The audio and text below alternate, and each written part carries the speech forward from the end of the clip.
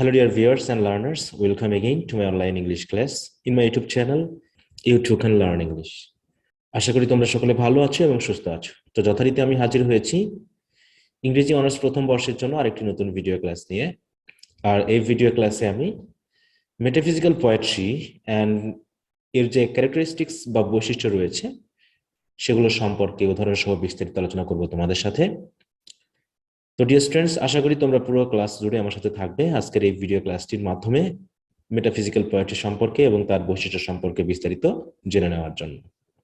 তবে মূল ভিডিও ক্লাসে যাওয়ার পূর্বে তোমাদের কাছে বিশেষ রিকোয়েস্ট রইল, তোমরা যারা এখনো চ্যানেলটিতে সাবস্ক্রাইব করোনি তোমরা অবশ্যই চ্যানেলটিকে সাবস্ক্রাইব করে নিবে এবং সাবস্ক্রিপশন বাটনের পাশে যে বেল আইকনটি রয়েছে তাতে প্রেস করে রাখবে, যাতে পরবর্তী নতুন কোনো ভিডিও ক্লাস আপলোড করলেই ইনস্ট্যান্টলি তার নোটিফিকেশন তোমরা পেয়ে যাও। আর ভিডিও ক্লাসগুলো ভালো লাগলে অবশ্যই তোমরা লাইক করবে, কমেন্ট করে জানাবে এবং তোমার বন্ধুদের সাথে শেয়ার করে নেবে। তা চলো আর সময় নষ্ট না করে আমরা আমাদের মূল ক্লাসে চলে যাই। তো তোমরা তোমাদের সিলেবাসে গেলে ইন্ট্রোডাকশন টু পোয়েট্রি এর যে অংশটি রয়েছে, এখানে 3য় নম্বর যে পয়েমটি রয়েছে জন ডানের দ্য গুড মরো, এই পয়েমটি নিয়ে অলরেডি আমি একটি ভিডিও ক্লাস আপলোড করেছি এবং এই ভিডিও ক্লাসে কবিতাটির বাংলা অর্থ সহ তার থিম এবং সামারি নিয়ে কিন্তু বিস্তারিত আলোচনা করেছি। আশা করি তোমরা ভিডিও ক্লাসটি দেখেছো। তো এখন যে কথাটি হলো, এই যে জন ডানের দ্য গুড মরো, এটা কিন্তু একটি মেটাফিজিক্যাল পোয়েট্রি। ওই ভিডিও ক্লাসে কিন্তু আমি বিষয়টি তোমাদেরকে বলেছি, তবে বিস্তারিতভাবে বলা হয়নি, কারণ জন ডানকে আমরা মেটাফিজিক্যাল পোয়েট বলে জানি। শুধু জন ডানই নয়, বরং তার সমসাময়িক আরো কিছু কবি রয়েছেন যারা মেটাফিজিক্যাল পোয়েট্রি কিন্তু লিখেছেন। তো এখন আমাদের জানতে হচ্ছে যে মেটাফিজিক্যাল পোয়েট্রি কি এবং কোন কোন বৈশিষ্ট্য থাকলে আমরা একটা কবিতাকে মেটাফিজিক্যাল পোয়েট্রি বলবো। চলো আমরা আজকে জেনে নিই সেই মেটাফিজিক্যাল পোয়েট্রি বলতে কি বোঝায় এবং এর কি কি বৈশিষ্ট্য রয়েছে, যেগুলো জানলে পারে এই জন ডানের যে গুড মরো কবিতাটি রয়েছে এখান থেকে যদি মেটাফিজিক্যাল পোয়েট্রি কি এবং এর বৈশিষ্ট্যগুলো কি এই জাতীয় কোশ্চেন আসে তাহলে আমরা সহজেই আনসার করতে পারবো। এবং আমি চেষ্টা করেছি বৈশিষ্ট্যগুলো এই কবিতার আলোকেই আলোচনা করতে। তো চলো আমরা দেখি বিস্তারিতভাবে মেটাফিজিক্যাল পোয়েট্রি সম্পর্কে কি কি জানা যায়। তো দেখো, মেটাফিজিক্যাল পোয়েট্রি এই কথাটি একটি বিশেষ পয়েমের যে প্রকারভেদ রয়েছে সেই প্রকারভেদের মধ্যে একটিকে বোঝায়। তবে প্রথমে আমাদের জানতে হচ্ছে যে মেটাফিজিক্যাল বলতে কি বোঝায়, এই টার্মটি আসলে কি, কেন আমরা মেটাফিজিক্যাল কথাটা বলছি। তাহলে দেখো, এখানে আমি লিখেছি ইংরেজিতে, আমি সেটা তোমাদেরকে পড়ে শোনাচ্ছি। The term metaphysical poets was coined by the critic Samuel Johnson to describe a loose group of 17th century English poets whose work was characterized by the inventive use of conceits and by a greater emphasis on the spoken rather than lyrical quality of their verse. একটা সেন্টেন্সেই পুরো কথাটা বলা হয়েছে। তাহলে প্রথমত যে পোয়েট্রির আগে যে কথাটি আসছে সেটা হলো মেটাফিজিক্যাল পোয়েটস। তাহলে মেটাফিজিক্যাল পোয়েটস নামক যে টার্মটি, এটা প্রধানত পয়েন্ট করা মানে কি, তৈরি করা। হ্যাঁ, এটা এই কথাটিকে সৃষ্টি করেছিলেন বা তৈরি করেছিলেন সাহিত্য সমালোচক স্যামুয়েল জনসন। এটা তিনি তাহলে এই টার্মটি গঠন করেছিলেন কাদেরকে বোঝাতে গিয়ে? To describe a loose group of 17th century English poets. তাহলে তিনি 17th সেঞ্চুরির কিছু ইংলিশ কবিকে বোঝাতে গিয়ে। কেন তিনি এই শব্দটি ইউজ করেছেন তাদের ক্ষেত্রে? কারণ বলা হচ্ছে যে সকল কবির যে কাজ বা হচ্ছে সাহিত্যকর্ম বা কবিতা was characterized by the inventive use of conceits, তাহলে ব্যাপক পরিমাণ তারা কনসিটের ব্যবহার করেছে। তাহলে যে সকল কবিতায় কনসিটের ব্যাপক ব্যবহার রয়েছে, and by a greater emphasis on the spoken, তাহলে এখানে আমরা পাচ্ছি স্পোকেন বা কথ্য ভাষা, তাই না, rather than lyrical quality of their versus. তাহলে লিরিক্যাল কোয়ালিটি বাদ দিয়ে বরং তারা স্পোকেন বা ডায়ালগ ভিত্তিক যে সেন্স, সেই সেন্সটা কিন্তু তাদের এই কবিতাতে দিয়েছে। এছাড়া আরো বেশ কিছু বৈশিষ্ট্য রয়েছে, যে বৈশিষ্ট্যগুলো যেহেতু এই সকল 17th সেঞ্চুরি যে ইংলিশ পোয়েটস রয়েছে যাদেরকে তিনি মেটাফিজিক্যাল পোয়েটস বলছেন, তাদের কবিতাকে বোঝাতে গিয়ে ব্যবহার করেছেন। তার মানে তাদের কবিতায় বিশেষ কিছু বৈশিষ্ট্য রয়েছে, যে বৈশিষ্ট্যের কারণে স্যামুয়েল জনসন কিন্তু মেটাফিজিক্যাল পোয়েটস এই টার্মটি ইউজ করেছেন ওই সকল কবিদেরকে বোঝাতে গিয়ে। তবে এখানে দুইটা বিশেষ বৈশিষ্ট্য বলা হয়েছে, একটা হচ্ছে কি ইউজ অফ কনসিটস, আর একটা হচ্ছে লিরিক্যাল কোয়ালিটি। আমরা জানি কবিতা হতে হলে তার ভিতরে কি থাকে, একটা লিরিক্যাল কোয়ালিটি থাকে, মানে ছন্দময় একটা ভাব থাকে। কিন্তু তাদের কবিতা পড়লে আমরা ছন্দের চেয়ে স্পোকেন বা ডায়ালগের বিষয়টা যেন একটু বেশি পাবো, ঠিক আছে? কারণ বলা হচ্ছে আ greater emphasis on the spoken, তাহলে এইরকম কোয়ালিটি তারা কিন্তু দিয়েছে তাদের কবিতার ভিতরে। আরো কিছু বৈশিষ্ট্য আছে যেটা আমরা পরবর্তীতে সিরিয়াল বাই সিরিয়াল জানবো। তাহলে যেহেতু এই সকল কবিকে মেটাফিজিক্যাল পোয়েটস বলছেন, এখন কথা হলো এই মেটাফিজিক্যাল কথাটা দিয়ে কি বোঝায় এখানে, সেটা আমরা দেখছি। The word metaphysical is the combination of two separate words, তাহলে দুইটি ভিন্ন ওয়ার্ডের কম্বিনেশন, একটা হচ্ছে কি মেটা, আরেকটি হচ্ছে এই যে ফিজিক্যাল, তাই না? এই দুটা, তাহলে একটা শব্দ আমরা পেলাম মেটা, আরেকটি হলো কি ফিজিক্যাল, এই দুটা সমন্বয়ে কিন্তু হয়েছে মেটাফিজিক্যাল। এখন এই দুটা দিয়ে আমরা কি বুঝি? মেটা বলতে আমরা বুঝি হচ্ছে বিয়ন্ড, মানে কি বাহিরে বা কোনো কিছুর মধ্যে অন্তর্ভুক্ত নয় এমন কিছু। আর ফিজিক্যাল বলতে আমরা বুঝবো হচ্ছে কি about concrete things that one can see or touch. তাহলে ফিজিক্যাল মানে আমরা জানি যার বাহ্যিক রূপ রয়েছে, তাহলে যে জিনিসটাকে আমরা দেখতে পারি বা স্পর্শ করতে পারি সেটাকে আমরা বলছি হচ্ছে ফিজিক্যাল। তাহলে ফিজিক্যাল যদি হয় কনক্রিট জিনিস, তাহলে মেটা হচ্ছে কি কনক্রিট জিনিসের বাইরের জিনিসকে বোঝাচ্ছে, কারণ বিয়ন্ড মানে কি বাহিরে বা এর ভিতরে অন্তর্ভুক্ত নয়। তার মানে মেটাফিজিক্যাল বলতে আমরা এমন কিছু বিষয়কে বোঝাচ্ছি যার কোনো ফিজিক্যাল রূপ নেই। সুতরাং বলছে যে thus metaphysical poetry refers to the poems, তাহলে মেটাফিজিক্যাল পোয়েট্রি বলতে আমরা সেই সকল পয়েমকে বুঝবো দ্যাট ডিল উইথ, মানে কি ডিল উইথ মানে কি আলোচনা করা, দ্য সাবজেক্ট সেই সকল বিষয়গুলো নিয়ে, which exist beyond the physical world, মানে আমরা যে কনক্রিট বিষয়কে বলি যেগুলো আমরা দেখতে পারি বা ছুঁইতে পারি, সেই সকল সাবজেক্ট না নিয়ে বরং এমন কিছু সাবজেক্ট নিয়ে আলোচনা করা হচ্ছে যার কোনো ফিজিক্যাল ফর্ম নেই, তাই না? তাহলে সেগুলো কেমন? দ্যাট ইজ দ্য অ্যাবস্ট্রাক্ট আর ফিলোসফিক্যাল সাবজেক্টস। তার মানে তারা যে কবিতা লিখছে বা যে কবিতা মেটাফিজিক্যাল কবিতা, তার ভিতরে যে টপিকগুলো থাকবে বা যে থিমগুলো থাকবে সেগুলো আসলে হবে হচ্ছে অ্যাবস্ট্রাক্ট বা অবস্তুগত বা হচ্ছে দার্শনিক কোনো তত্ত্বের বিষয়, যেগুলো আমরা বাহ্যিক জগতে দেখতেও পারি না বা ছুঁইতেও পারি না, তাই না? যেমন হচ্ছে লাভ বা হচ্ছে রিলিজিয়ান বা হচ্ছে ফেইথ, তাই না? বা হচ্ছে হেট্রেড।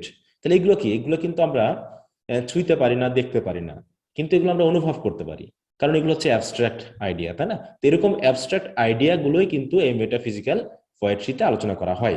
সুতরাং আমরা সেই সকল পোয়েট্রিকে বোঝাচ্ছি যেগুলো হচ্ছে কি বাহ্যিক ফর্ম নেই এমন কিছু বিষয় নিয়ে আলোচনা করে, এই জন্য আমরা নাম দিয়েছি হচ্ছে মেটাফিজিক্যাল। তাহলে মেটা মানে কি কোনো কিছুর বাইরে মানে অন্তর্ভুক্ত নয়, আর ফিজিক্যাল মানে হচ্ছে কনক্রিট, তাহলে কনক্রিট বা বস্তুগত জগতের বাইরের বিষয়গুলো নিয়ে আলোচনা করা হয় যে কবিতাতে, তাকে আমরা বলছি হচ্ছে মেটাফিজিক্যাল পোয়েট্রি। এরকম যেহেতু 17th সেঞ্চুরি কিছু পয়েটসকে বোঝানো হচ্ছে, তা জন ডান সহ আরো কিছু কবি রয়েছেন যারা এই সময়ে এই টপিকগুলো নিয়ে আলোচনা করত। কেমন দেখো, John Donne is the foremost figure along with George Herbert, Andrew Marvell, Abraham Cowley, Richard Crashaw and Henry ফোগান। তাহলে এখানে যে আমরা কিছু নাম পেলাম, এইগুলোই হচ্ছে মেটাফিজিক্যাল পয়েন্টস। আমাদের যেহেতু এই ফার্স্ট ইয়ারে দেওয়া রয়েছে জন ডানের একটি কবিতা দ্য গুড মর্ন, এছাড়া তোমরা পরবর্তী ইয়ারগুলোতে এই জর্জ হারভার্ড, অ্যান্ড্রু মার্ভেল এদের কিন্তু কবিতা পাবে, তখন সেই কবিতাগুলো আমরা কিন্তু সহজে বুঝতে পারবো যেগুলো হচ্ছে মেটাফিজিক্যাল পোয়েট্রি। তো যাই হোক, আজকে যেহেতু আমরা আলোচনা করছি জন ডানের দ্য গুড মর্ন কবিতার আলোকে, তাহলে আশা করি তোমরা কবিতাটি যদি পড়ে থাকো তাহলে আজকের ভিডিও ক্লাসটি সহজেই বুঝতে পারবে। তবে তোমরা পূর্বের যে ভিডিও ক্লাসে আমি গুড মর্ন নিয়ে আলোচনা করেছি সেটা যদি না দেখে থাকো, তোমরা আগে ওই ভিডিও ক্লাসটি দেখে নাও, তারপরে এই ভিডিও ক্লাসটি দেখবে, তা না হলে কিন্তু এই বিষয়টি তোমরা সহজে বুঝতে পারবে না, ঠিক আছে? তো ডিয়ার স্টুডেন্টস, আশা করি তোমরা বুঝেছো যে মেটাফিজিক্যাল শব্দটি দিয়ে কি বোঝায়। মেটাফিজিক্যাল পোয়েটস বলতে আমরা কাদেরকে বুঝি, আর মেটাফিজিক্যাল পোয়েট্রি বলতে আমরা কোন পোয়েট্রিকে বুঝি। এখন তাহলে চলো আমরা এর যে বৈশিষ্ট্যগুলো রয়েছে সেই বৈশিষ্ট্যগুলো জেনে নিই। তো দেখো, এই হচ্ছে দ্য গুড মরো কবিতাটি। দ্য গুড মরো কবিতাটি যেহেতু আমি আলোচনা করেছি, এখানে আর আলোচনা করছি না, তবে আলোচনার স্বার্থে হয়তো আমি মাঝে মাঝে এই কবিতাতে ফিরে আসতে পারি। তো এখানে আমি আলোচনা করেছি serial by serial the characteristics of metaphysical poetry. তাহলে মেটাফিজিক্যাল পোয়েট্রির যে কয়টা বৈশিষ্ট্য রয়েছে, এই বৈশিষ্ট্যগুলো কিন্তু আমাদেরকে কোশ্চেনের আনসারে দিতে হবে। যদি বলা হয় যে prove John Donne as a metaphysical poet, অথবা যদি কোশ্চেন থাকে যে prove the Good Morrow as a metaphysical poetry, অথবা যদি বলা হয় what are the characteristics you have found in the Good Morrow, এরকম যদি কোশ্চেন থাকে তাহলে তোমাকে কিন্তু এই আলোকেই আনসারটি করতে হবে। তা চলো আমরা ধারাবাহিকভাবে একটু বুঝে নেওয়ার চেষ্টা করি। প্রথমেই যে ব্যাপারটি আসছে সেটা হচ্ছে অ্যাব্রাপ্ট বিগিনিং, অর্থাৎ কবিতাটা হঠাৎ করে শুরু হবে, মানে এর কোনো সেটিং থাকবে না, এর কোনো ইন্ট্রোডাকশন থাকবে না। যেহেতু এখানে অধিকাংশ থাকছে হচ্ছে কথ্য ভাষা বা ডায়ালগ সিস্টেম, এখানে বিশেষ করে মনোলগের ব্যাপারটা আসবে। যিনি হচ্ছে স্পিকার তিনি কিন্তু একমুখী কথা বলে যাবেন, তাই মনে হবে যেন তিনি কোনো একটা তথ্য হঠাৎ করেই প্রয়োগ করার মাধ্যমে তার কথা শুরু করেছেন, তাই তো? তাহলে প্রথম বৈশিষ্ট্যটা হচ্ছে কি অ্যাব্রাপ্ট বা হঠাৎ শুরু। তাহলে abrupt and striking beginning is an important aspect of metaphysical poetry. For example, we can quote the opening line of the Good Morrow. তাহলে গুড মরোটা কেমন ভাবে শুরু হয়েছে? I wonder by my truth what thou and I did till we loved. তার মানে by my truth মানে কি? by my truth বলতে আমরা বুঝি যে সত্যি, এরকম একটা সেন্স, মানে একটা ফোর্স দেওয়া কথার মধ্যে, যে সত্যি আমি আশ্চর্য হয়ে যাচ্ছি এটা ভেবে যে হোয়াট দাও অ্যান্ড আই ডিড, তুমি আর আমি কি করতাম, টিল উই লাভড, যতদিন না আমরা বুঝতে পেরেছি আমরা একজন আরেকজনকে ভালোবাসি। তাহলে আমরা একজন আরেকজনকে যে ভালোবাসি এটা বোঝার আগ পর্যন্ত এতদিন আমরা কি করেছি যে আমরা বুঝে উঠতে পারিনি। তাহলে দেখো এমন একটা বিষয় আসছে কি, এটা হচ্ছে একটা কি কনভারসেশন যেন কারোর সাথে করছে, তাই তো, যে স্পিকার। তাহলে এরকম হঠাৎ করে বিগিনিং হবে।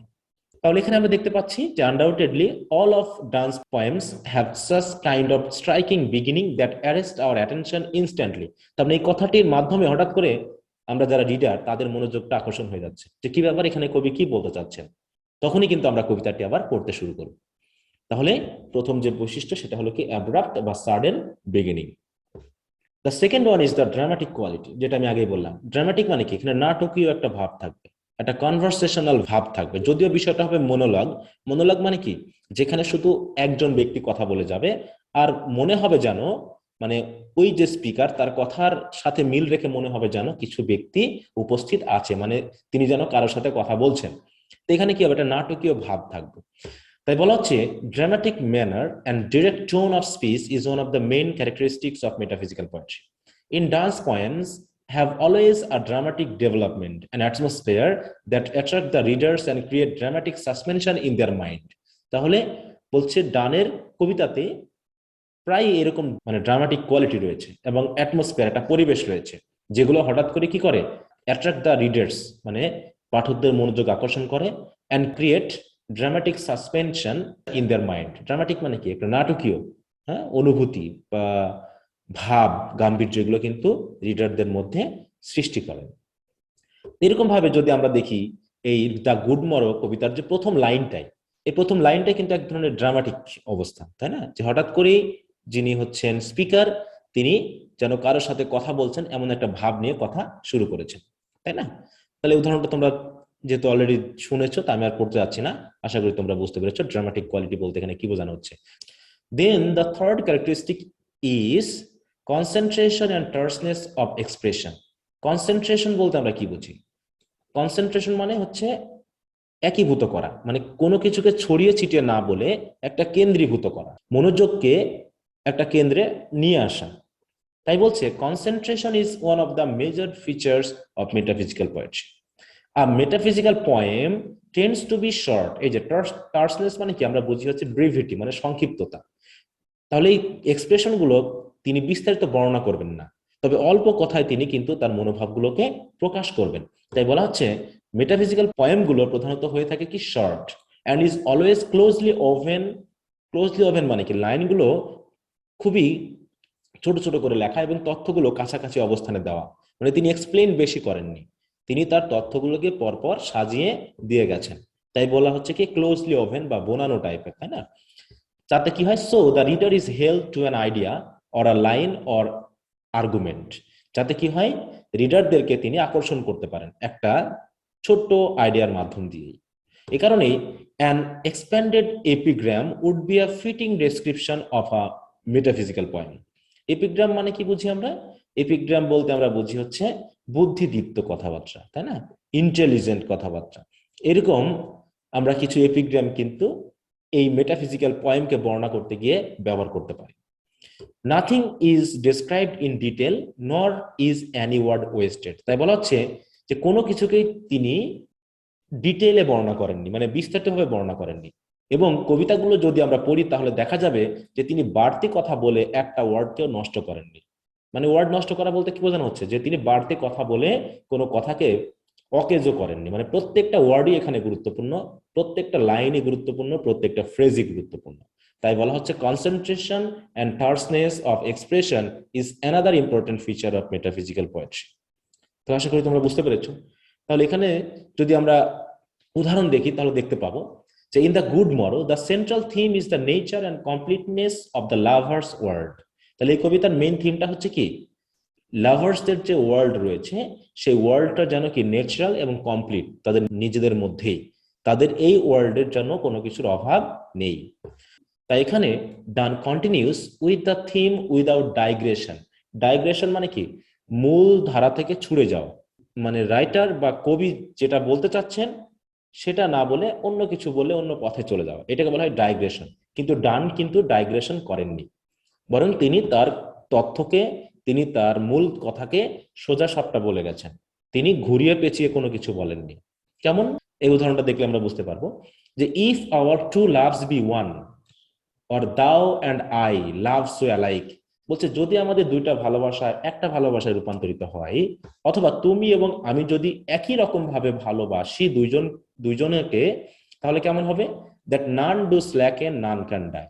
তাতে কি হবে, কারো ভালোবাসায় লুজ হয়ে যাবে না, মানে ভালোবাসার মধ্যে কোনো খামতি থাকবে না, এবং কেউ কিন্তু মারা যাবে না। এই যে নান ক্যান ডাই মানে ভালোবাসা কখনোই ফুরাবে না, এরকম একটা সেন্স কিন্তু তিনি বোঝাতে যাচ্ছেন। তার মানে এখানে আমরা কি পেলাম, যে তিনি অল্প কথার মধ্যে দিয়ে তাদের ভালোবাসার যে গভীরতা এবং পিওরিটি এটা কিন্তু বুঝিয়ে গেলেন। তিনি এটাকে দুটো লাইনের মধ্যে বুঝিয়ে ফেলেছেন, তিনি বেশি কথা এখানে বলেননি। আশা করি তোমরা তৃতীয় ব্যাপারটিও বুঝতে পেরেছো। এবার চতুর্থ নম্বরে আমরা কি পাচ্ছি, সবচেয়ে গুরুত্বপূর্ণ যে ক্যারেক্টারিস্টিক, সেটা হলো abundant use of conceits and far fetched imagery. তাহলে কনসিট কি সেটা অলরেডি আমি একটি ভিডিও ক্লাসে দেখিয়েছি, আশা করি তোমরা কনসিট সম্পর্কে অলরেডি জানো। কনসিট তিনি ব্যাপক পরিমাণে ব্যবহার করেছেন তার এই কবিতাগুলোতে। তাহলে কনসিটের অ্যাবান্ডেন্ট ইউজ, অ্যাবান্ডেন্ট মানে কি, প্রচুর, কনসিটের প্রচুর ব্যবহারটাই মেটাফিজিক্যাল পোয়েট্রিকে অন্যান্য পোয়েট্রি থেকে কিন্তু আলাদা করেছে। তাই এখানে কি বলছেন দেখি, fondness for conceits is a major character of a metaphysical poetry. Donne often uses fantastic comparisons, এই যে তুলনা, তাই না, দুটো বিষয়ের সাথে তুলনা, তা তুলনা করতে গিয়ে এমন একটা বিষয়ের সাথে আর একটা জিনিসকে তুলনা করেছে যেটা আসলে দুইটা সম্পূর্ণ আলাদা জিনিস, কিন্তু খুব গভীরভাবে আমরা যদি বিশ্লেষণ করি তখন আমরা বুঝতে পারবো আসলে দুটার মধ্যে সিমিলারিটি কোনটা। যেমন আমরা শিক্ষাকে আলোর সাথে তুলনা করি, তাই না, তাহলে শিক্ষার সাথে আলোর একটা কিন্তু সরাসরি মিল রয়েছে।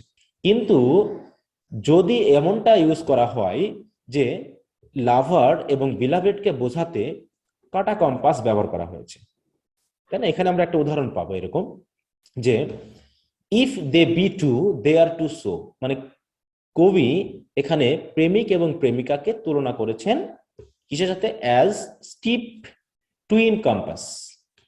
তাহলে কম্পাস তো আমরা চিনি, তাই না, কাটা কম্পাস, যেটা কি হয়, দুটা লেগ রয়েছে, দুটা কাটা রয়েছে এবং দুটা কিন্তু একটা জায়গায় গিয়ে মিলে আছে, তাই না। তাহলে বলা হচ্ছে যে প্রেমিক প্রেমিকা যদি একজন আরেকজনকে ভালোবাসে, সেক্ষেত্রে দুইজন যদি আলাদাও হয় তাও একটা জায়গাতে গিয়ে কিন্তু তারা মিলে গেছে, ঠিক ওই কাটা কম্পাসের মতো। তো এখানে কি তুলনাটা কেমন একটু অদ্ভুত হলো না, যে প্রেমিক প্রেমিকাকে আমরা দুটা কাটার সাথে তুলনা করছি, যে একটা কাটা হয়তো এক জায়গাতে দাঁড়িয়ে ঘোরে আর একটা কাটা হয়তো দূরত্ব রেখে ঘুরে, কিন্তু দুইজনই কি করছে, ঘুরছে একজন আরেকজনের সাথে। জাস্ট এই যে সেন্সটাকে বোঝানোর জন্যই এখানে কাটা কম্পাসটি ব্যবহার করা হচ্ছে। তাহলে কি হলো, এটা হলো এক ধরনের সিমিলির ব্যবহার, কারণ এখানে অলরেডি অ্যাজ ইউজ করা হয়েছে, তাই না। কিন্তু এই সিমিলিটি কমন একটা সিমিলি নয়, যেটা কবি নিজে আবিষ্কার করেছেন। তো এরকম কনসিট মেটাফিজিক্যাল পোয়েট্রিতে ব্যাপক পরিমাণে ব্যবহার করা হয়েছে মেটাফিজিক্যাল পোয়েটসদের দ্বারা। তাহলে এই হলো চতুর্থ নম্বর ক্যারেক্টারিস্টিক্স মেটাফিজিক্যাল পোয়েট্রি। পঞ্চম নম্বর যে ক্যারেক্টারিস্টিক্স, এখানে কি বলা হচ্ছে, ইঞ্জিনিয়াস ইউজ অফ উইটস। তাহলে উইটস মানে কি, আমরা জানি বুদ্ধি, মানে বিশেষ করে উইট বলতে আমরা কুইক ইন্টেলিজেন্সকে বুঝি, যে পরিস্থিতির মধ্যে যে দ্রুত একটা উপায় বার করতে পারে, এরকম দ্রুত বুদ্ধি সম্পন্ন, হ্যাঁ, উপস্থিত বুদ্ধি সম্পন্ন বিষয়কে আমরা বলছি হচ্ছে উইট। এরকম কবিও কিন্তু তার এই কবিতার মধ্যে ব্যাপক পরিমাণে উইটস এর ব্যবহার দেখিয়েছেন। তাই বলছে wit is another characteristic of metaphysical poetry. So here we find various allusions and images related to practicality all areas of nature and art and learning, যেমন হচ্ছে to medicine, to cosmology, contemporary discoveries, ancient myth, history, law and art. এই যে প্রত্যেকটা বিষয়ের তথ্য কিন্তু তিনি তার কবিতার ভিতরে ব্যবহার করেছেন, তার কবিতার মধ্যে এক ধরনের প্র্যাকটিক্যালিটি আনার জন্য, মানে কি ব্যবহারিক দিক বা বাস্তবিকতা আনার জন্য। তিনি কবিতাকে আবেগের বিষয় হিসেবে তুলে ধরেননি, বরং কবিতার মধ্যে একটা বাস্তবিক রূপ দেওয়ার চেষ্টা করেছেন, একটা সত্যতা তৈরি করার চেষ্টা করেছেন। ঠিক আছে, এই ধরনের বিভিন্ন বিষয় থেকে তিনি তথ্য সংগ্রহ করার মাধ্যমে। যদি আমরা এখানে একটু দেখি গুড মরোতে, তাহলে আমরা বুঝতে পারবো যে for instance in the Good morrow done uses his knowledge in the contemporary discoveries. তাহলে এখানে আমরা পাচ্ছি কি যে কন্টেম্পোরারি ডিসকভারি, ডিসকভারিজ মানে কি আবিষ্কার। কারণ জন ডান যে সময় বেঁচে ছিলেন সেই সময়ে বৈজ্ঞানিক বিভিন্ন ধরনের আবিষ্কার হয়েছে, তারপর হচ্ছে পৃথিবী আবিষ্কারের বিষয় আসছে, হ্যাঁ, বিভিন্ন দেশ, সমুদ্র, নদী, তাই না, মহাসাগর, এগুলো কিন্তু আবিষ্কার হয়েছে। তা কবি এই সকল তথ্যগুলো তার কবিতার ভিতরে দিয়ে তার কবিতাতে ব্যবহার করার মাধ্যমে তার বিষয়টাকে তিনি উপস্থাপন করার চেষ্টা করেছেন। তাই বলছেন কি, let sea discoverers to new worlds have gone, let maps to other worlds on worlds have shown. এই কথাটুকু আনা হয়েছে দ্য গুড মরো পয়েমের কোন অংশে তা তোমরা অলরেডি জেনেছো, যে কবি বলতে যাচ্ছেন যে আমি এবং আমার প্রেমিকা মিলে আমরা একটা জগৎ তৈরি করেছি, এই জগৎ আমাদের কাছে কমপ্লিট, আমাদের আর অন্য কিছু জানার দরকার নেই। তাই তিনি বলছেন যারা সমুদ্র আবিষ্কার করতে চায় তারা করুক গা, তারা গিয়ে নতুন নতুন সমুদ্র আবিষ্কার করুক, তাতে আমার কোনো কিছু যায় আসে না। যারা ম্যাপে নতুন নতুন দেশ আবিষ্কার করতে চায় তারা নতুন নতুন দেশ আবিষ্কার করুক, আমার তাতে কোনো কিছু যায় আসে না, বরং কারণ আমি আমার জগৎ অলরেডি খুঁজে পেয়েছি, এতে আমি সন্তুষ্ট। তাহলে কি তিনি বোঝাতে চাচ্ছেন যে মানুষ তাদের মেন্টালিটি এখন অন্যদিকে খাটাচ্ছে, তাই না, নতুনকে জানার জন্য, তারপরে হচ্ছে অচেনাকে দেখার জন্য মানুষ এখন ছুটে বেড়াচ্ছে, কিন্তু কবি ওগুলোর মধ্যে আর নেই। কবি তার নিজস্ব জগৎ নিয়েই সন্তুষ্ট, তিনি তার প্রেমিকাকে নিয়ে সন্তুষ্ট। এই সেন্সটাকে বোঝানোর জন্য তিনি কিন্তু তার সমসাময়িক কিছু বিষয়কে উপস্থাপন করলেন, যা দিয়ে তিনি বোঝাতে চাইলেন যে অন্যেরা অন্য কাজে সময় নষ্ট করছে, যে কাজে তিনি সময় নষ্ট করতে চান না। ঠিক আছে, তাই এখানে কি হলো, in the same poem Donne uses his cosmological knowledge to describe his theme clearly, as he says, where can we find two better hemispheres, without sharp north, without declining west, whatever dies was not mixed equally. তো এখানেও কিন্তু cosmological কিছু sense দিয়েছেন। তাহলে এখানে আমরা পেয়েছি contemporary discoveries, আর এখানে পেয়েছি আমরা কসমোলজিক্যাল। কসমোলজিক্যাল মানে সৃষ্টি তত্ত্ব সম্পর্কিত যে জ্ঞান। তাহলে তিনি জানেন যে পৃথিবীতে দুটা মেরু রয়েছে নাকি, এই যে দুটা হেমিস্ফিয়ার্স রয়েছে, তা সেই হেমিস্ফিয়ার্স এর সাথে তুলনা করেছেন তিনি নিজেদেরকে, যে আমি এবং আমার প্রেমিকা আমরা দুইজন মিলে কিন্তু অলরেডি আমরা দুটা মেরু গঠন করে ফেলেছি, তাই না। অতএব পৃথিবীর যে মেরু রয়েছে সেখানে কিন্তু ফল্ট রয়েছে, তাদের কি ত্রুটি রয়েছে, কারণ নর্থ হচ্ছে শার্প, মানে ঠান্ডা, কোল্ড, তাই তো, আর অন্যদিকে ওয়েস্ট হচ্ছে কি ডিক্লাইনিং, ওয়েস্টের বরফ গলে যাচ্ছে। তার মানে কি পৃথিবীর সৃষ্টির মধ্যেও ত্রুটি রয়েছে, কিন্তু স্পিকার এবং তার প্রেমিকা মিলে যে দুটা মেরু গঠন করেছেন তাদের নিজস্ব জগতের, সেই মেরুর কোনো ত্রুটি নেই। তাই তিনি বলছেন what ever dies was not mixed equally, কারণ এই পৃথিবীতে যা কিছু দ্রুত নষ্ট হয়ে যায় বা যা কিছু দ্রুত মারা যায়, এর কারণ হলো যে যে জিনিসটা নষ্ট হচ্ছে বা যে জিনিসটা মারা যাচ্ছে তাদের যে উপাদানগুলো, সৃষ্টির যে উপাদানগুলো, এগুলোকে হয়তো ইকুয়ালি মিক্সড করা হয়নি, তাই দ্রুত নষ্ট হয়ে যাচ্ছে। কিন্তু তাদের ভালোবাসা ইকুয়ালি মিক্সড, এই জন্য তাদের ভালোবাসা কখনো নষ্ট হবে না। তাহলে এই তথ্যগুলো বোঝাতে গিয়েই তিনি কি সেই সৃষ্টি তত্ত্বের যে বিষয়গুলো, গ্লোবাল যে বিষয়গুলো, তাই না, সেইগুলো তিনি এখানে তার কবিতায় নিয়ে এসে হাজির করিয়েছে। তাহলে এই যে ব্যাপারগুলো, এখানে প্র্যাকটিক্যালিটির ব্যাপার চলে আসছে, মানে তিনি তার তথ্যগুলোকে প্র্যাকটিক্যাল ব্যাপার দিয়ে আমাদের সামনে উপস্থাপন করতে চাচ্ছেন। তাই এখানে আমরা যেটা পেলাম ৫ম নম্বর বৈশিষ্ট্য, সেটা হলো কি ইউজ অফ উইটস। ওকে, এরপর 6th নম্বরটি হচ্ছে blending of passion and thought. তবে তার কবিতার মধ্যে তিনি অবশ্যই প্র্যাকটিক্যাল হওয়ার চেষ্টা করেছেন, কিন্তু প্র্যাকটিক্যাল হওয়ার চেষ্টা করলেও তিনি কিন্তু তার কবিতার মধ্যে তার বাস্তবিক চিন্তার সাথে আবেগকেও যুক্ত করেছেন। এই যে প্যাশন, তাই না, এই প্যাশনকেও তিনি কিন্তু ব্লেন্ড করেছেন। ব্লেন্ড মানে কি? যুক্ত করা, মেশানো। তাই বলা হচ্ছে metaphysical poetry is a blend of passion and thought. T.S.. Eliot thinks that passionate thinking is the chief mark of metaphysical poetry. তাহলে প্যাশনেট থিঙ্কিং মানে থিঙ্কিংটা শুধু সিম্পল হবে না, ওর ভিতরে কি থাকবে? এক ধরনের প্যাশন থাকবে, এক ধরনের একাগ্রতা থাকবে, এক ধরনের আগ্রহ থাকবে, মানে আবেগটা খুব জোরালো হবে, তাই না? এই বিষয়টা কিন্তু মেটাফিজিক্যাল পোয়েট্রির মধ্যে রয়েছে। তাই বলা হচ্ছে there is an intellectual analysis of emotion in dance poetry. তাহলে ডান্স পোয়েট্রির মধ্যে কিন্তু ইন্টেলেকচুয়াল অ্যানালাইসিস মানে কি একটা বুদ্ধিদীপ্ত বিশ্লেষণ রয়েছে ইমোশনের। দো every lyric arises out of some emotional situation. তাই বলা হচ্ছে যে আমরা জানি প্রত্যেকটা লিরিক বা পোয়েম কিন্তু কোনো না কোনো ইমোশনাল ব্যাপার থেকে সৃষ্ট। তারপরেও বলা হচ্ছে the emotion is not merely expressed, rather it is analysed. কিন্তু ডান্স পোয়েট্রিতে বা হচ্ছে মেটাফিজিক্যাল পোয়েট্রিতে ইমোশনকে শুধুমাত্র মিয়ারলি মানে কি শুধুমাত্র এক্সপ্রেস করা হয়নি, বরং এটাকে বাস্তবিক ব্যাপারগুলো দিয়ে অ্যানালাইজ করা হয়েছে। কেমন? Dance poem the Good morrow proves that through the following versus. তাহলে এখানে আমরা দেখলে বুঝতে পারবো যেখানে শুধু আবেগ নেই, আবেগটাকে বরং বাস্তবতা দিয়ে প্রকাশ করা হয়েছে, তাই না? কেমন? মাই face in thine eye, thine in mine appears. অর্থাৎ তোমার চোখে আমি আর আমার চোখে তোমাকে সবসময় যেন দেখা যাচ্ছে। তাহলে কি এটা এক ধরনের আবেগ, তাই না? গভীর আবেগ কিন্তু এই কথার মাধ্যম দিয়ে প্রকাশ পাচ্ছে। And true plain hearts do in the faces rest.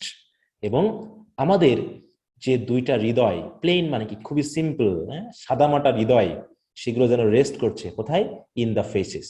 মানে তোমার মুখ দেখলে আমি বুঝতে পারি তোমার হৃদয় আমার প্রতি কতটুকু একাগ্র। ঠিক একইভাবে আমার ফেস দেখলে তুমিও যেন বুঝতে পারো আমি তোমার প্রতি কতটুকু আকর্ষিত, তাই না? তো এই যে ব্যাপারগুলো আমাদের মধ্যে কতটুকু প্যাশন রয়েছে, সেই প্যাশনটাকেও কিন্তু তিনি এই তথ্যের মাধ্যমে অ্যানালাইজ করে দেখালেন যে আমাদের প্যাশনটা সিম্পলি প্যাশন নাই, বরং গভীর অ্যান্ড ডিপ প্যাশন বা ইমোশন। এই জন্য বলা হচ্ছে যে blending of passion and thought. এরপর 7th নম্বরে গিয়ে কি বলা হচ্ছে? Fusion of passionate feelings and logical arguments. তাহলে আমরা তো অলরেডি জানলামই যে তিনি ফিলিংস গুলো প্রকাশ করেছেন, কিন্তু সিম্পল ফিলিং নয়, বরং প্যাশনেট ফিলিং। আবার তিনি শুধু ফিলিং বা আবেগটাকেই প্রকাশ করেননি, বরং আবেগগুলোকে তিনি লজিক্যাল আর্গুমেন্ট দিয়ে প্রকাশ করেছেন। তাহলে এখানে আমরা পেলাম হচ্ছে আবেগের প্রকাশ, আর এখানে পেলাম হচ্ছে শুধু আবেগের প্রকাশটাই নয়, বরং আবেগগুলোকে লজিক্যাল মানে কি যৌক্তিক অবস্থান থেকে বা যুক্তি দিয়ে তিনি প্রকাশ করেছেন, যেটা অলরেডি উদাহরণে আমরা পূর্বেই দেখেছি। তো সেখানে এই উদাহরণটা আমি দেখিয়েছি, তোমরা একটু পড়ে নিলেই বুঝতে পারবে। তাই এখানে কি বলা হচ্ছে? Metaphysical poetry is a fusion of passionate feelings and logical arguments. For example, in the Good Morrow there is a passion expressed through beautiful metaphors. এই যেখানে আমরা পেলাম my face in thine eye, thine in mine appears, and true plain hearts do in the faces rest. Where can we find two better hemispheres without sharp north and without declining west? Whatever dies was not mixed equally. If our two loves be one, or thou and I love so alike, that none so slacken, none can die. তার মানে কি এই পুরোটার মধ্যে কিন্তু এক ধরনের কি রয়েছে? লজিক রয়েছে। তিনি প্রকাশ করতে চাচ্ছেন যে তার প্যাশনটা, তার ফিলিংসটা কত ডিপ একে অন্যের প্রতি, সেটাই তিনি যুক্তি দিয়ে উপস্থাপন করেছেন। এরপর আমরা 8 নম্বরে চলে যাই। এখানে কি বলা হচ্ছে? Mixture of sensual and spiritual experience. তাহলে সেন্সুয়াল মানে আমরা কি বুঝবো? সেন্সুয়াল মানে আমরা আমাদের জাগতিক বা শারীরিক বা ফিজিক্যাল যে এক্সপিরিয়েন্স সেগুলোকে বুঝবো, আর স্পিরিচুয়াল মানে আমরা বুঝবো হচ্ছে আত্মিক বা আধ্যাত্মিক বিষয়গুলোকে। তার মানে কবি এখানে ফিজিক্যাল এবং স্পিরিচুয়াল উভয় এক্সপিরিয়েন্সকে মিক্সড করেছেন তার এই কবিতার মধ্য দিয়ে। এখানে কি বলা হচ্ছে? Metaphysical poetry is the mixture of sensual and spiritual experience. This characteristic specially appears in dance poetry. Points such as the canonization, the ecstasy, এইরকম কবিতাগুলোতে even though they are not explicitly discussed. তাহলে যদিও sensual এবং স্পিরিচুয়ালটাকে তিনি explicitly বা বাহ্যিকভাবে বা পরিষ্কারভাবে বর্ণনা করেননি, তারপরেও বলা হচ্ছে the great metaphysical question is the relation between the spirit and the senses. মানে তিনি অধিকাংশ মেটাফিজিক্যাল পয়েমেই স্পিরিট মানে আত্মা এবং আমাদের যে সেন্স, বাহ্যিক যে সেন্স, এই সেন্সগুলোর মধ্যে এক ধরনের রিলেশন তৈরি করার চেষ্টা করেছেন, যে আমাদের ফিজিক, আমাদের যে বডি অ্যান্ড যে স্পিরিট, এটা একটা আরেকটার পরিপূরক, তাই না? যদি বডি না থাকে স্পিরিট থাকতে পারবে না, ঠিক একইভাবে স্পিরিট না থাকলে বডির কোনো মূল্য নেই। অতএব দুটারই কিন্তু সমান গুরুত্ব তিনি তার কবিতার মধ্যে প্রকাশ করেছেন। তাই বলছে often Donne speaks of the soul and of spiritual love. তিনি আত্মা এবং আধ্যাত্মিক যে ভালোবাসা, আত্মিক যে ভালোবাসা, সেগুলোর কথা বলেছেন। The ecstasy speaks of the souls of the lovers which come out of their bodies negotiate with one another. তিনি এইখানে দেখিয়েছেন যে কখনো কখনো এমনটা হয়েছে লাভার এবং বিলাভেডের মধ্যে, যেন দুইজনের আত্মা বডি থেকে বের হয়ে এসে একজন আরেকজনের সাথে কি করছে, নেগোশিয়েট করছে বা কনভার্স করছে। এমন একটা সেন্স তিনি কিন্তু তার কবিতার মধ্য দিয়ে বোঝানোর চেষ্টা করেছেন, যে দুইটা আত্মা কখনো কখনো কি হয়ে যায়, একসাথে যেন মিশে যায়। তার মানে একজন আরেকজনের ভালোবাসা এত গভীর একজন আরেকজনের প্রতি, যে দুটা আত্মা যেন একটার সাথে আরেকটা মিশে গেছে, এরকম একটা ব্যাপার। ঠিক আছে, তাহলে আমরা পেলাম এখানে mixture of sensual and spiritual experience. এরপর 9 নম্বরে বলা হচ্ছে uses of satire and irony. তাহলে মেটাফিজিক্যাল পোয়েট্রির এই যে কনসিট, তারপরে উইট, তারপরে হচ্ছে blending of passion and logic, এগুলোর মাধ্যম দিয়ে তিনি কিন্তু এক ধরনের স্যাটায়ার উপস্থাপন করেছেন তার সেই সময়ের সামাজিক যে অবস্থান বা চিন্তা ভাবনা সেগুলোর প্রতি। এছাড়া তার কথাগুলো অনেকটা আইরনিক্যাল। তিনি যেটাকে আসলে গভীরভাবে বোঝাতে চাচ্ছেন, সেটা আসলে তিনি ওই গভীরতায় না বুঝিয়ে কিছুটা স্যাটারিক্যাল উপায়ে তিনি আইরনিক্যাল কথাবার্তার মাধ্যমে সামাজিক যে অবস্থান সেগুলোকে একটু ব্যঙ্গ করেছেন। ঠিক আছে, যেমন use of satire and irony is another characteristics of metaphysical poetry. Donne also uses these in his poems. For example, in the canonization, there is subtle irony as he speaks of the favored pursuit of people, the lust for wealth and favors. কারণ এখানে তিনি দেখিয়েছেন যে আমরা মানুষেরা কিভাবে সম্পদ বা অন্যের করুণা পাওয়ার জন্য কাঙ্ক্ষিত থাকি, তাই না? এখানে তিনি সেই লাইনের কথা এখানে বলেছেন। তার মানে তিনি যদি বা গভীর ভালোবাসার কথা বলেছেন, তিনি দেখাতে চেয়েছেন যে গভীর ভালোবাসা বলে আসলে কিছু নেই। তাহলে এই যে তিনি গুড মরতে বলছেন যে আমাদের ভালোবাসা ত্রুটিহীন, একজন আরেকজনের প্রতি ভালোবাসা গভীর, মানে তোমার চোখে আমার অ্যাপিয়ারেন্স, আবার আমার চোখে তোমার অ্যাপিয়ারেন্স দেখা যাচ্ছে, এই কথাগুলো কিন্তু অনেকটা আইরনিক্যাল বা স্যাটিরিক্যাল। কারণ একজন ইয়াং মানুষ যখন আরেকজনের প্রেমে পড়ে যায়, তখন আমরা কি যুক্তি হারিয়ে ফেলি, তাই না?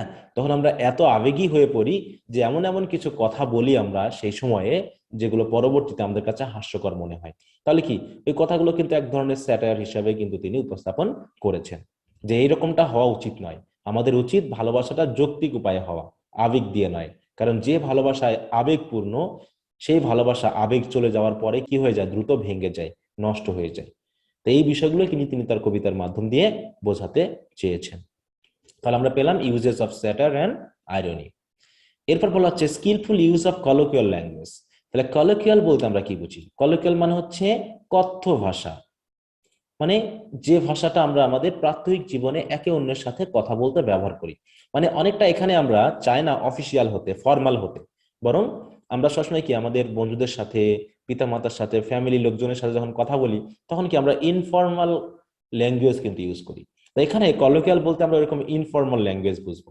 তাহলে এই মেটাফিজিক্যাল পয়েটসেরা করেছেন কি, যে তারা সরাসরি কোনো ফর্মাল ল্যাঙ্গুয়েজ ইউজ করেননি, বরং মানুষের চিরদিনে মানে প্রতিদিনের প্রাত্যহিক জীবনের যে ভাষা, সেই ভাষাকে ব্যবহার করেই তারা কিন্তু কবিতা লিখেছেন। তাই বলছে as far as Donne is concerned, the use of colloquial speech marks the metaphysical poetry. তাহলে কলিক্যাল স্পিচ একটা গুরুত্বপূর্ণ বৈশিষ্ট্য হচ্ছে মেটাফিজিক্যাল পোয়েট্রি, বিশেষ করে জন ডানের ক্ষেত্রে। তাহলে আমরা কলিক্যাল ল্যাঙ্গুয়েজের মধ্যে কি কি পাই? This is especially apparent in the abrupt, dramatic and conversational opening of many of his poems. আমরা অলরেডি জেনেছি, তাই না, যে কবিতাগুলো অ্যাবরাপ্ট বিগিনিং রয়েছে, ড্রামাটিক কোয়ালিটি রয়েছে, এবং এর ভিতরে কি রয়েছে, একদম কনভারসেশনাল বা ডায়ালগ সিস্টেম, তাই না, বা মনোলগ সিস্টেম। তাহলে এগুলোই হচ্ছে কি কলিক্যাল একটা টেকনিক, একটা ভাষা। কেমন, এখানে আমি যে উদাহরণগুলো দিয়েছি, আশা করি তোমরা এগুলো যেহেতু অলরেডি পড়েছো, এই উদাহরণটা তো অলরেডি আমি শুরুতে দেখিয়েছি যে কিভাবে অ্যাব্রাপ্ট বিগিনিং হচ্ছে একটা কবিতার। এরপর বলা হচ্ছে carelessness in using diction. Diction মানে কি? Word choice. মানে আমি একটা তথ্যকে বোঝাতে গিয়ে কোন ওয়ার্ডটা দিলে পারে রিডারদের কাছে আকর্ষণীয় হবে, সেই ওয়ার্ডগুলোকে চয়েস করার ব্যাপারটাকে বলা হচ্ছে ডিকশন। তাই বলা হচ্ছে মেটাফিজিক্যাল পয়েন্টদের ক্ষেত্রে একটা সবচেয়ে বড় বৈশিষ্ট্য হলো যে তারা ডিকশন ব্যবহারের ক্ষেত্রে কেয়ারলেস। মানে কি? তারা অসতর্ক। তারা সবসময় মানুষের প্রাত্যহিক জীবনে যে সকল কথাবার্তা রয়েছে সেগুলোকেই কবিতার ছন্দ হিসাবে বা কবিতার ভাষা হিসাবে ব্যবহার করেছে। কিন্তু অন্যান্য কবিরা কি তাদের কবিতাতে সুন্দর একটা মাধুর্য আনার জন্য, একটা বিশেষ ফর্মালিটি আনার জন্য কিন্তু ফর্মাল ল্যাঙ্গুয়েজ গুলো ব্যবহার করেছেন। সুন্দর সুন্দর ডিকশন বা ওয়ার্ডকে তারা তাদের কবিতার মধ্যে ইনপুট করার চেষ্টা করেছে। কিন্তু মেটাফিজিক্যাল পোয়েট্রির ক্ষেত্রে আরেকটা সবচেয়ে বড় বৈশিষ্ট্য হলো তারা ডিকশনের প্রতি খুব একটা মনোযোগী নন। তাই বলা হচ্ছে this poems reacted against the cloying sweetness and harmony of the Elizabethan poetry. তো এলিজাবেথান যে পোয়েট্রি রয়েছে সেই সময় যে পোয়েট্রিটা কবিতা লিখেছে তাদের মধ্যে সবচেয়ে একটা বড় বিষয় ছিল যে তারা সবসময় চেয়েছে সঠিক শব্দটি ব্যবহার করতে, হাই বা বম্বাস্টিং ওয়ার্ড ইউজ করতে, এরকম কিছু। কিন্তু এই মেটাফিজিক্যাল পোয়েটরা কি করেছে? এই ধরনের যে ওয়ার্ড চয়েসের ব্যাপারে এটা তারা প্রোটেস্ট করেছে যে কবিতা হবে সাধারণ মানুষের, তাই না? তাহলে সাধারণ মানুষ যে ধরনের ভাষায় কথা বলবে কবিতার বিষয়বস্তু সেই ভাষাতে আমাদেরকে তুলে ধরতে হবে। তো এই বিষয়টা কিন্তু একটা গুরুত্বপূর্ণ বৈশিষ্ট্য হচ্ছে এই মেটাফিজিক্যাল পয়েন্টদের। বলা হচ্ছে কি they deliberately avoided conventional poetic expression. তাহলে কনভেনশনাল মানে কি? যেটা চলমান, ট্রেডিশনাল, তাই না? যে ধরনের কবিতা আগে থেকে লেখা হয়ে আসছে সেই ধরনের যে এক্সপ্রেশন সেগুলো তারা একদম সচেতন ভাবেই এড়িয়ে গেছেন। They employed very prosaic word. Prosaic মানে কি? গদ্যময় ভাষা কিন্তু ইউজ করেছেন। If they were scientist or shopkeepers, অনেকটা সায়েন্টিস্টের মতো যারা হচ্ছে প্র্যাকটিক্যাল, তাই না? Thus we find in their poetic works, তাহলে তাদের কবিতার মধ্যে আমরা পাচ্ছি rugged and unpoetic words. Rugged মানে কি? অমার্জিত। আনপোয়েটিক মানে কি? ছন্দহীন, যার মধ্যে কোনো কি কাব্যিক কোনো ব্যাপার নেই, এরকম শব্দ কিন্তু তারা ব্যবহার করেছেন তাদের কবিতার মধ্যে। তাই বলা হচ্ছে their versification and their dictions are usually coarse and jerky. Coarse মানে কি? অমার্জিত, তাই না? কবিতা পড়লে আমাদের কাছে কেমন যেন কাব্যিক মনে হচ্ছে না, অনেকটা গদ্যময় মনে হচ্ছে, তাই তো? গদ্যের মতো মনে হচ্ছে। এবং জার্কি মানে কি? জার্কি মানে হচ্ছে আবেগের ক্ষেত্রে অনেকটা বা প্যাশনের ক্ষেত্রে বা ইমাজিনেশনের ক্ষেত্রে অনেকটা বাধাময়, যেখানে আমরা ইমাজিনেশনটা স্মুথলি প্রকাশ করতে পারি না, এমন একটা সেন্স। তার মানে তাদের ওয়ার্ড গুলো পড়তে গেলেই আমাদের কবিতা পড়ার যে একটা সেন্স বা ছন্দময় ভাব হয় সেই ক্ষেত্রে কিন্তু আমরা মেটাফিজিক্যাল পোয়েট্রিতে পাই না, কারণ তাদের ওয়ার্ড গুলো হচ্ছে প্র্যাকটিক্যাল, সায়েন্টিফিক, তাই না? কারণ এর ভিতরে অনেক প্র্যাকটিক্যাল নলেজ তারা ইনপুট করার চেষ্টা করে। এই সবকিছু মিলেই কবিতার যে আবেগ রয়েছে সেই আবেগটা খুব একটা বেশি আসে না এই মেটাফিজিক্যাল পোয়েট্রি গুলো পড়তে গেলে। সেটাই কিন্তু এখানে বোঝানো হয়েছে। এরপর 12 নম্বরে কি বলা হচ্ছে? অ্যাফেক্টেশন অ্যান্ড হাইপারবোলিক এক্সপ্রেশন। অ্যাফেক্টেশন মানে আমরা বুঝে হচ্ছে ভণ্ডামি বা ভান। মানে কোনো কিছুকে সরাসরি প্রকাশ না করে অনেক সময় তারা ভানের মাধ্যমে প্রকাশ করেছে, মানে ভান ধরেছে, ঠিক আছে তো? যে তারা নিজেকে ভালোভাবে উপস্থাপন করার চেষ্টা করতে গিয়ে তাদের যে গোপন বিষয়গুলো, তাই তো, তাদের ভিতরে যে ঘাটতিগুলো সেগুলো প্রকাশ পেয়ে গেছে, এরকম ব্যাপারটা বলতে যাচ্ছে। এছাড়া বলা হচ্ছে হাইপারবোলিক এক্সপ্রেশন। হাইপারবোলিক মানে কি? অতিরঞ্জিত। তারা একটা কথাকে কি সরাসরি প্রকাশ না করে এমন ভাবে ঘুরিয়ে পেঁচিয়ে বলেছেন বা হচ্ছে এমন অতিরঞ্জিত করে বলেছেন যেটা বাস্তবিকতার সাথে যায় না, ঠিক আছে? যেমন এখানে আমরা পাচ্ছি যে মাই face in thine eye, thine in mine appears. তাহলে এটা কি একটা আবেগী কথাবার্তা হয়ে গেল না? যে তোমার চোখে আমার চেহারা আর আমার চোখে তোমার চেহারা ছাড়া আরো অন্য কিছু যেন আমরা দেখছি না। এমনকি পৃথিবীর যে দুই মেরু রয়েছে এই মেরুর মধ্যে ফল্ট থাকলেও তা আমাদের যে জগৎ তৈরি করেছি, পৃথিবী তৈরি করেছি, এই দুই মেরুর মধ্যে কোনো ভুল নেই বা কোনো ফল্ট নেই। তাহলে এই যে কথাবার্তাগুলো, এই কথাবার্তাগুলো কি হাইপারবোলিক না? অতিরঞ্জিত না? অবশ্যই অতিরঞ্জিত। তাই এই ধরনের অতিরঞ্জিত কথাবার্তা কিন্তু আমরা এই মেটাফিজিক্যাল পোয়েট্রিতে পাই। আর এই অতিরঞ্জিত কথাবার্তাগুলো অনেকটা আবেগের মধ্যে এক ধরনের আর্টিফিশিয়ালিটি বা হচ্ছে কৃত্রিম ভাব কিন্তু তৈরি করে ফেলেছে। তাই এখানে কি বলা হচ্ছে? It is often hard to find natural grace in metaphysical writing. তাহলে ন্যাচারাল গ্রেস, তাই না, সাধারণ যে এক ধরনের কাব্যিক ব্যাপারটা সেটা কিন্তু মেটাফিজিক্যাল পোয়েট্রিতে পাওয়া যায় না, বরং abounding in artificiality of thought and hyperbolic expression, বরং চিন্তার যে কৃত্রিমতা এগুলো কিন্তু এই কবিতার মধ্যে থাকছে। তো এরকম কিছু বিষয় এই মেটাফিজিক্যাল পোয়েট্রির মধ্যে রয়েছে। এরপর 13 নম্বর বৈশিষ্ট্য যদি আমরা বলি তাহলে হচ্ছে কি অবস্কিউরিটি অ্যান্ড ভেগ। অবশ্যই কবিতাগুলো অবস্কিউর, অবস্কিউর মানে কি অস্পষ্ট, বা ভেগ যা আমাদের কাছে পরিষ্কার নয়। তাহলে এই যে তারা যেহেতু এমন এমন কিছু কনসেপ্ট ইউজ করছে, উইট ইউজ করছে, নলেজ ইউজ করছে যেগুলো কি আমাদের কাছে অপরিচিত, তাই বলা হচ্ছে the metaphysical poet's combine dissimilar ideas without attempting two unite them. Unite মানে কি একত্রিত করা। তারা একটা তথ্যকে প্রকাশ করতে গিয়ে এমন কিছু আইডিয়া প্রকাশ করছে যা তাদের থিমের সাথে হয়তো মিলছে না, ডিসিমিলার হয়ে যাচ্ছে। The real obstacle in understanding metaphysical poetry is its novelty. Novelty মানে কি নতুনত্ব। তাহলে কবিতার মধ্যে যে নতুনত্ব দেওয়ার চেষ্টা করেছে মেটাফিজিক্যাল পোয়েট্রিটা, সেই মেটাফিজিক্যাল পোয়েট্রিতে নতুনত্ব দেওয়ার ব্যাপারটাই আমাদের মেটাফিজিক্যাল পোয়েট্রি বুঝতে গিয়ে অনেকটা অবস্টাকল বা বাধার কারণ হয়ে দাঁড়াচ্ছে।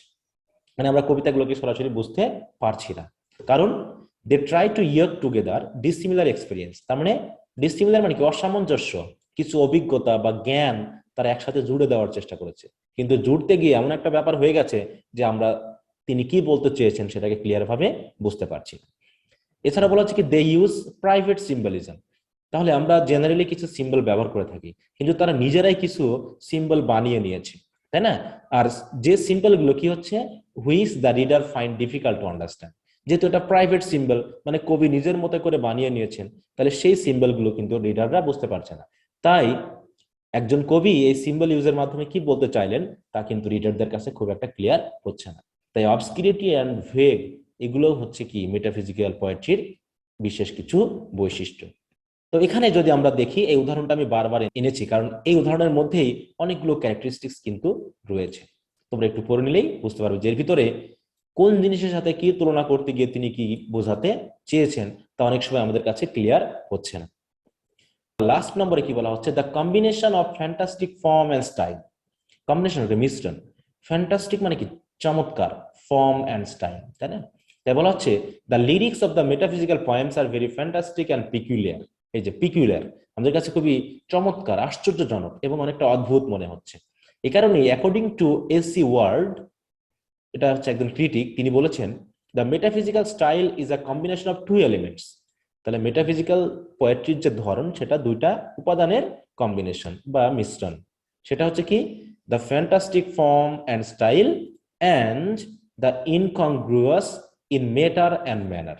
তাহলে একদিকে ফর্ম এক ধরনের, আর এর যে মেটার অ্যান্ড যে ম্যানার মানে কি, মেটার মানে কি থিম বা বিষয়বস্তু, আর ম্যানার মানে কি যেভাবে তিনি এই বিষয়বস্তুকে উপস্থাপন করেছেন, এই দুটার মধ্যে কি হয়েছে ইনকংগ্রুয়াস। ইনকংগ্রুয়াস মানে কি অসঙ্গত বা অসামঞ্জস্য। তাহলে তিনি হয়তো লাভ বিষয়টাকে এমনভাবে তুলতে চাচ্ছেন, বর্ণনা করতে চাচ্ছেন, তিনি এমন কিছু ব্যবহার করেছেন এই বর্ণনা করার জন্য যেটা থিমের সাথে হয়তো অনেক সময় মেলে না। মানে যেহেতু আমরা শুধু গুডমরো কবিতাটি বলেছি, তাই সবগুলো হয়তো বৈশিষ্ট্য আমরা এর ভিতরে খুঁজে পেতে নাও পারি।